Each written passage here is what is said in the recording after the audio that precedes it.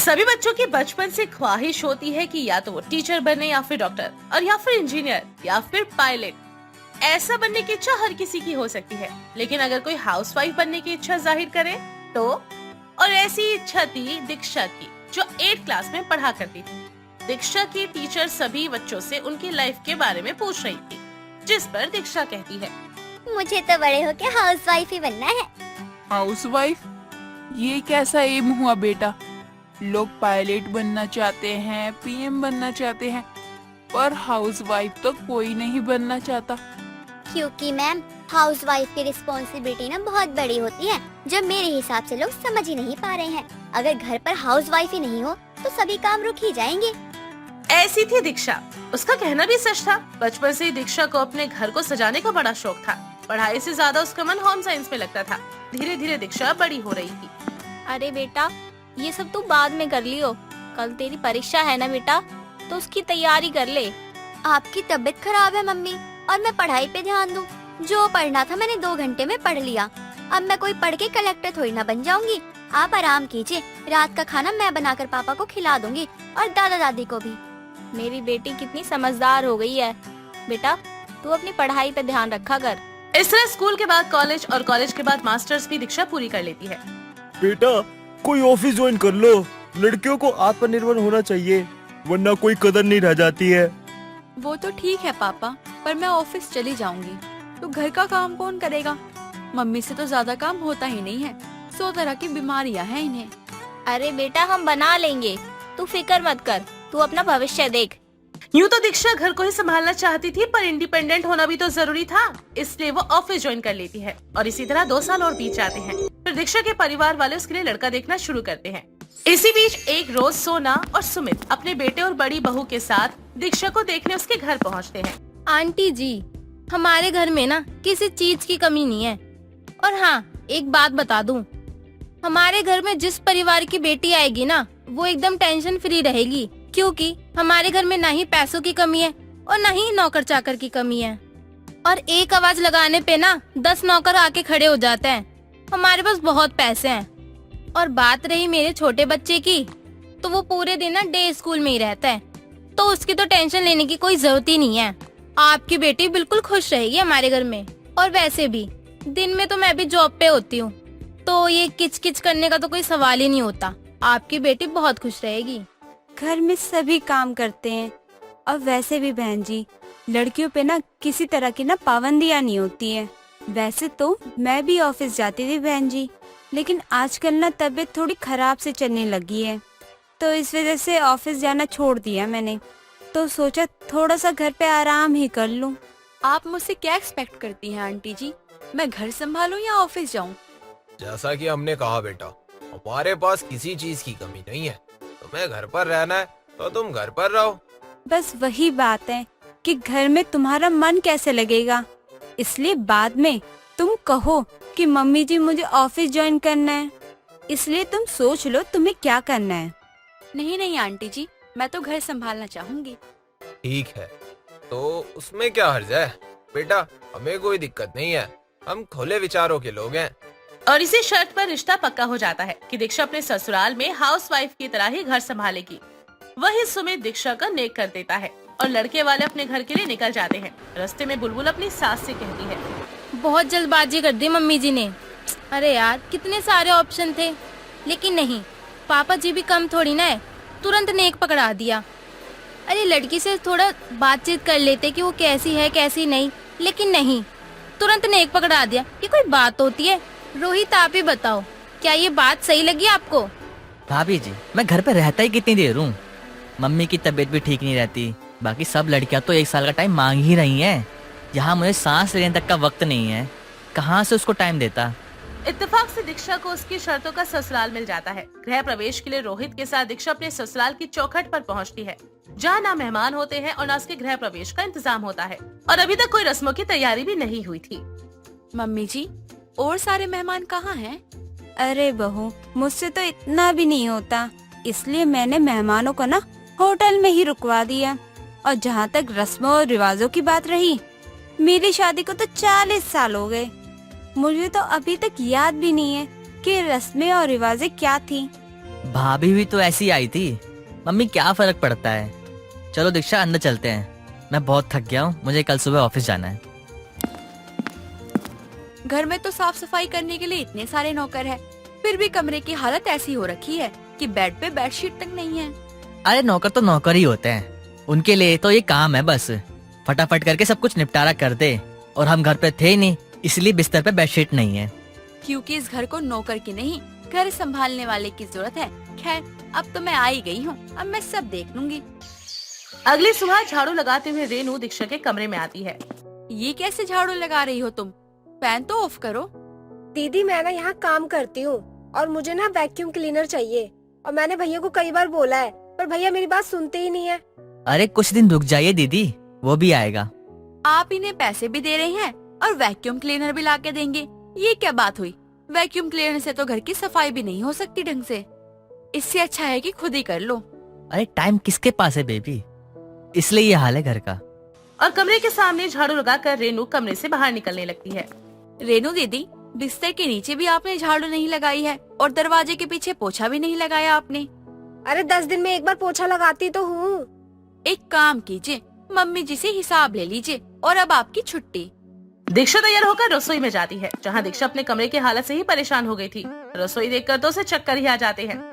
हे भगवान, ये रसोई इतनी गंदी, एक सामान अपनी जगह पे नहीं है। रेखा दीदी, ये कैसे गंदे बर्तन धोती हैं आप? ऐसे तो सभी को फूड पॉइजनिंग हो जाएगी। नहीं नहीं दीदी, ऐसा कुछ नहीं होगा।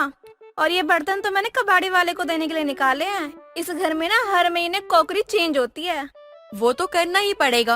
आप बर्तन ही इतने गंदे तरीके से धोती हो कि क्रॉकरी चेंज करने की तो जरूरत पड़ेगी ही। मुझे तो समझ नहीं आ रहा है, ये घर है या धर्मशाला? बहुत काम करना पड़ेगा। दीक्षा अपनी माँ को कॉल लगाती है और कहती है, मम्मी, वो प्रेरणा काम वाली का नंबर है क्या आपके पास? जरा फॉरवर्ड करना। उसको मैंने सब समझा कर रखा है, कैसे काम करना होता है और कैसे नहीं। और वो लड़की ना मेहनत भी करती है। मैं अपने ससुराल में उसे ही काम पे रख लूंगी, क्योंकि बात ये है ना, यहाँ पे जितने भी नौकर हैं, उन्हें काम करने में तो मन लगता ही नहीं है, बस उन्हें तो पैसे ऐंठने होते हैं। मैं उन सारे नौकरों को हटाकर प्रेरणा को रख लूंगी, बेचारी की मदद भी हो जाएगी और वो सारा काम अच्छे से करेगी। अरे बेटा देख, प्रेरणा को सिर्फ झाड़ू बर्तन और पोछा करना आता है और बाकी का सारा काम तुझ पर आ जाएगा। अरे बेटा, क्यों नौकरानी बनना चाहती है? आराम से जिंदगी बिता अपनी। मम्मी, हर इंसान अपना काम करने में बेस्ट होता है। अगर वो अपना काम ही सही तरीके से ना करे तो ये तो गलत बात है ना। और रही बात मेरे हाउसवाइफ बनने की, तो ये मेरी मजबूरी नहीं है, ये मेरा काम है और ये मैं बहुत अच्छे से करती हूँ। दीक्षा पूरे किचन को अकेले साफ करती है और खुद खाना बनाकर सभी के टेबल पर परोस देती है। आज का खाना तो बहुत ही फ्रेश सा लग रहा है। बेटा, वही तो मैं कहूँ, जब भी मैं खाता हूँ तो खाना मेरे मुंह में ही घूमता रहता है, पर आज के खाने में तो तेल भी बराबर है। देखा बड़ी बहू, मेरी छोटी बहू के पैर कितने ज्यादा शुभ हैं। आते ही खाने का जायका ही बदल दिया। क्योंकि खाना मैंने बनाया है मम्मी जी, बस इसलिए। वाह बहू वाह, क्या खाना बनाया है तूने, इतना बढ़िया। तूने क्या कोई कोर्स वोर्स किया था क्या? अरे मम्मी जी, वो क्या है ना, मुझे बचपन से ही किचन का काम करने की आदत थी और होम साइंस मेरा सब्जेक्ट था, इसलिए तो मुझे इतने सारे तरीके का खाना बनाना आता है। नाश्ता तो नई बहू ने बहुत बढ़िया बना दिया। तो आप लोग बताइए, आपको टिफिन में क्या क्या देना है? तुम्हें टिफिन बनाने की कोई जरूरत नहीं है, मैंने देख लिया तुम कैसे काम करती हो। ओहो, तो बहू रानी हमें काम से निकाल रही है। ओ दीदी, हमारी बात भी आप कान खोल के सुन लो, हमने भी कोई कच्ची गोली नहीं खेली है। कॉन्ट्रैक्ट है हमारे पास, उसमें सब लिखा हुआ है कि ना आप 1 महीने पहले बताओगी कि आप हमें काम से निकालने वाली हो, ताकि हम भी अपना काम कहीं और ढूंढें। तो अब से 1 महीने तक सिर्फ आप मेरी हेल्प करेंगे, जैसे कि सब्जी काटना और भी बहुत सारे काम हैं। दीक्षा, तुम्हें कुछ प्रोटेक्टिव सोचना चाहिए ना, कि किस काम वाले से कौन सा काम करवाना चाहिए। नहीं, पर ठीक ही है। कहते हैं ना कि जब बनिया की दुकान पे कोई कस्टमर ना आए तो वो खाली तराजू भी तौलता रहता है। वैसे ही जब घर पे बैठे बैठे कुछ काम नहीं होगा तो तुम यही करोगी ना। यह कहकर बुलबुल अपने ऑफिस के लिए निकल जाती है और एक एक करके सभी सदस्य अपने काम के लिए निकल जाते हैं। सोना अपनी बहू से कहती है, बुलबुल की बात का बुरा ना मानना बेटा, वो ऐसी ही है, मुंह पे ही बोल देती है सब कुछ। मम्मी जी, अब इसमें उनकी बात सुनकर अपना मूड खराब करने वाली मैं नहीं हूँ। और आप कमरे में जाइए, आराम कीजिए। मैं अभी आपके लिए काढ़ा बना कर लाती हूँ और आपके घुटनों पे लगाने के लिए तेल भी लेके आ रही हूँ। अरे नहीं नहीं बहू, इसकी क्या ही जरूरत है, दवाई ववाई सब मेरे पास पड़ा हुआ है। पूरी शादी में तो आप पेन किलर खा के चल रही थी। अगर आपकी ट्यूब अच्छी होती तो असर कर चुकी होती ना मम्मी जी। सिर्फ पैसे खर्च करने से इलाज नहीं होता है। आप कमरे में जाइए, मैं आ रही हूँ। दीक्षा प्रेरणा को अपने घर बुलाती है और सभी के कमरों को अच्छी तरह से साफ करवाती है। अपने मायके में तो एक भी धूल का कण भी आपको बर्दाश्त नहीं होता था दीदी, और यहाँ देखिए पूरा उल्टा ससुराल दे दिया भगवान ने आपको। इतनी गंदगी निकली है सबके कमरे से, लगता है सालों से इधर सफाई नहीं हुई है। वही तो प्रेरणा, इस घर में कोई भी चीज अपनी जगह पे नहीं है। बस हर काम के लिए नौकर लगा रखे हैं। जितनी कमाई नहीं होती है उससे ज्यादा तो मुझे लगता है इनका खर्च ही हो जाता होगा। खैर कोई बात नहीं, मैं किचन में जा रही हूँ, तू भी आजा और सारी क्रॉकरी और घर को अच्छे से साफ कर दियो और बर्तनों को ऐसे धोइयो जैसे तू हमारे घर में धोया करती थी। दीक्षा अपने ससुराल को पूरी तरीके से चकाचक कर देती है। उसके बाद लहसुन का तेल ले जाकर अपनी सास की कमर और पैरों पर मालिश करती है। कैसा लगा मम्मी जी? फर्क तो लग ही रहा होगा ना? फर्क तो लगना ही था। बड़ी मालकिन इस तेल को बनाने के लिए लहसुन और सारी जड़ी बूटियाँ मैंने जो कूटी हैं। इस तरह रोज दीक्षा अपने ससुराल में हर छोटी बड़ी चीज को संभालने में लगी रहती है। एक सुबह बुलबुल चीखती हुई अपने कमरे से बाहर आती है। ये फिर से इतना बिल कैसे आ गया दीक्षा? अरे तुमने तो घर की जिम्मेदारी ली थी ना, और वो भी 20,000 का बिल। ये सही नहीं है। अब देखो, तुम भी इस घर के एक सदस्य हो ना, तो तुम्हें भी इस बिल में ना कुछ कंट्रीब्यूट करना पड़ेगा। मैं हाउसवाइफ क्या बन गई? आपने तो मुझे गूंगी ही समझ लिया भाभी। मैं कोई गूंगी या गवाह नहीं हूँ। And for your kind information, ये बिल पिछले महीने का है। जब मैं नहीं थी इस घर में तो बिल शायद कुछ 35,000 का आता था। अभी 10 दिन से घर मैं ही संभाल रही हूँ तो बिल जरा कम है। अपने अपने कमरे से निकलते वक्त कोई भी अपने कमरे का एसी बंद नहीं करता था, फिर तो बिल आना ही है। और जहाँ तक रही कंट्रीब्यूशन की बात, अब से महीने के अंत में मम्मी जी के हाथ में आप सभी बराबर बराबर कैश रख देंगे। अब दीक्षा अपने काम को सीरियसली लेने लगती है और एक डायरी बनाती है और बचत के सारे पैसे एक तरफ रखती है। काम वाली को हटाकर कुछ 15,000 बच गए। बिजली बिल मैं वेस्ट होने नहीं दूंगी और इस माली का भी मैं आज हिसाब कर दूंगी। 4,000 इसके बचेंगे। फिर ये स्कूल में जो मिड डे मील है इसका भी खर्च नहीं होगा। वही तो दीदी, ऊपर से ये कोई डे नाइट स्कूल भी नहीं है। भाभी तो मुन्ना को आया के पास छोड़ देती है। कौन सी जगह है जहाँ जो भी माँ बाप काम करते हैं ना, अपने बच्चों को छोड़कर चले जाते हैं। वो दिन भर बच्चों को संभालते हैं और उसके 20 से 30,000 रुपए लेते हैं पेरेंट्स से। खुद ऑफिस चले जाते हैं और अपने बच्चों को वहाँ भेज देते हैं। वैन से बच्चों का आना जाना करना पड़ता है और उसका पैसा अलग लगता है। तो फिर अब हमारा बच्चा वहाँ नहीं जाएगा, उसे यहाँ मैं ही संभालूंगी। और इस तरह दीक्षा अपनी जेठानी के बच्चे को संभालना शुरू कर देती है। रात को थका हारा सुमित अपने बिस्तर पर लेटता है कि सोना कहती है। अरे आजकल आप पंप नहीं ले रहे और ना ही आप दवाइयाँ ले रहे, ऐसे कैसे ही काम चलेगा? आप काम में बिजी रहते हैं पता है, लेकिन दवाइयाँ खाना याद रखिए। अरे मैं जानबूझकर थोड़ी ना दवाई खाता हूँ। रोहित की मम्मी, वो तो मेरा गला रुकने लगा था, सांस फूलने लगी थी और छींक आने लगी थी, तो डॉक्टर ने कहा था कोई सिम्टम्स ही ना हो तो दवा मत लेना। आजकल तो घर इतना साफ रहता है, जरा सी धूल मिट्टी अंदर नहीं आती, तो मुझे दवाई लेने की क्या जरूरत। नई बहू काफी अच्छे तरीके से घर संभाल रही है। और आखिरी 30 तारीख आ ही जाती है। सुना के हाथ में घर के खर्च के पैसे रखे जाते हैं।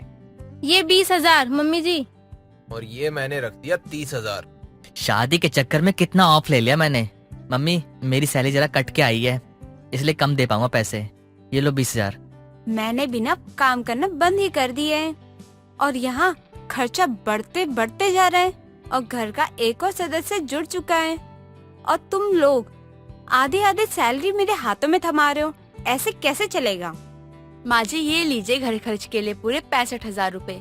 यहाँ मैं कमा कर नहीं लाई हूँ, इसी घर में खर्चे होने से बचाया है मैंने ये पैसे।